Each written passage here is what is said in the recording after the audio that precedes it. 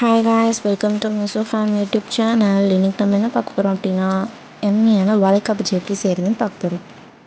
இன்றைக்கி நான் வந்து 2 வாழைக்காய் வந்து எடுத்து ஸ்லைஸ் பண்ணி வச்சுருக்கேன். பஜ்ஜி மிக்ஸ் இல்லாமல் வீட்டில் உள்ள மசாலா வச்சு எப்படி செய்கிறதுன்னு பார்ப்போம். ஃபஸ்ட்டு தேவையான அளவுக்கு வந்து உப்பு ஆட் பண்ணிக்கலாம். அதுக்கப்புறம் வந்து ஒரு ஸ்பூன் வந்து மஞ்சள்தூள் போட்டுக்கோங்க. ஒரு 2 ஸ்பூன் வந்து மிளகாத்தூள் வந்து ஆட் பண்ணிக்கோங்க. காரத்துக்கு தகுந்த மாதிரி நீங்கள் வந்து எக்ஸ்ட்ரா போடுறதுனாலும் போட்டுக்கோங்க, கம்மி பண்ணுறதுனாலும் பண்ணிக்கோங்க. அதுக்கப்புறம் வந்து கொஞ்சம் வந்து பேக்கிங் சோடா வந்து ஆட் பண்ணிக்கோங்க. ஒரு 1/4 ஸ்பூன் அளவுக்கு வந்து பெருங்காயத்தூள் வந்து ஆட் பண்ணிக்கோங்க. 1/2 கப் வந்து கடலை மாவு வந்து ஆட் பண்ணிக்கோங்க.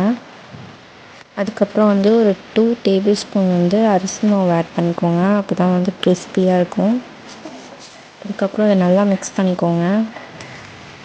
இந்த மாதிரி கன்சிஸ்டன்சியில் மிக்ஸ் பண்ணிக்கோங்க. நெக்ஸ்ட் வந்து ஒரு பேனில் வந்து ஆயில் ஊற்றிக்கோங்க தேவையான அளவுக்கு. அந்த ஆயில் வந்து ஹீட் ஆகுற வரைக்கும் வெயிட் பண்ணலாம்.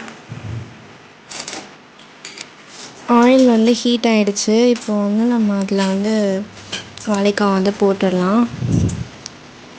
நம்ம ஹீட் பண்ணி வச்சுருக்கோம்ல, அந்த ஆயிலே வந்து ஒரு 2 ஸ்பூன் வந்து நம்ம அந்த மிக்ஸ் பண்ணி வச்சுருக்க மசாலாவில் வந்து ஆட் பண்ணிக்கணும். அப்போ தான் கிறிஸ்பியாக வரும். அதை நான் ஆட் பண்ண மறந்துட்டேன். ஸோ இப்போ நான் ஆட் பண்ணிக்கிறேன். நீங்களும் ஆட் பண்ணிக்கோங்க.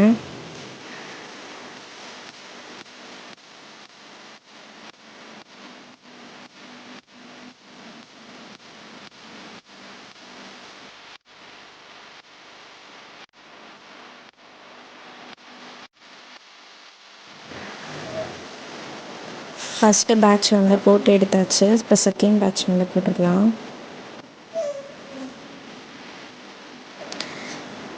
எம்மியான பஜ்ஜி வந்து ரெடி ஆகிடுச்சு.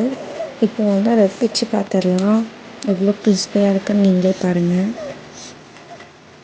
இந்த வீடியோ பிடிச்சிருந்துச்சுன்னா லைக் பண்ணுங்கள், கமெண்ட் பண்ணுங்கள், ஷேர் பண்ணுங்கள், மறக்காமல் சப்ஸ்கிரைப் பண்ணுங்கள். பக்கத்தில் இருக்க பெல் ஐக்கானையும் கிளிக் பண்ணிக்கோங்க.